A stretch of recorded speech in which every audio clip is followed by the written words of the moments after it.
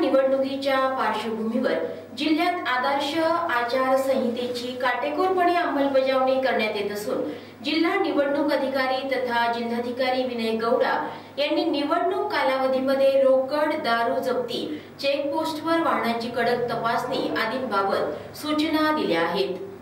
त्या अनुषंगाने राज्य उत्पादन शुल्क विभागाने निवडणुकीची आचारसंहिता लागू झाल्यापासून आतापर्यंत जिल्हाभरात टाकलेल्या धाडींमध्ये 300 गुन्हे नोंदवले असून यामध्ये 15,770 लिटर दारूसह 29 वाहने जप्त केली आहेत।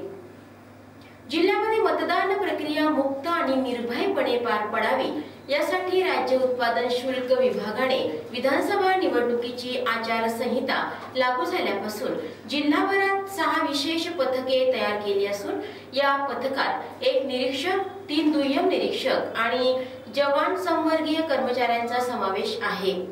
या पथकांकडून 6ही विधानसभा मतदारसंघात रात्रंदिवस अवैध दारू विरुद्ध पाळत ठेवून कारवाई करण्यात येत आहे।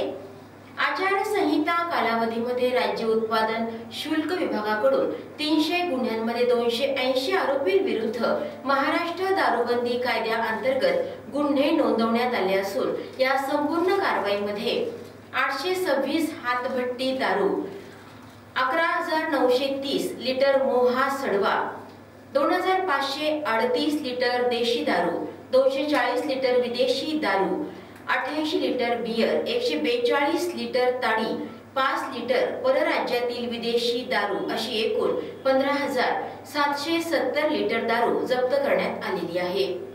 या दरम्यान दारूची अवैधरित्या वाहतूक करणारी 29 वाहनेही विभागाने जप्त केली असून एकूण मुद्देमालाची किंमत 40,61,105 रुपये आहे। या व्यतिरिक्त राज्य उत्पादन शुल्क विभागाकडून तेलंगणा राज्याच्या सीमेवर परसोडा तालुका कोरपणा आणि लक्कडकोट तालुका राजुरा या ठिकाणी सीमा तपासणी नाके स्थापन करण्यात आले असून वाहनांची कसून तपासणी करण्यात येत आहे आणि वर्धा तसंच गडचिरोली जिल्ह्यांच्या सीमेवरही अवैध वाहतुकीवर पाळत ठेवण्यात येत आहे।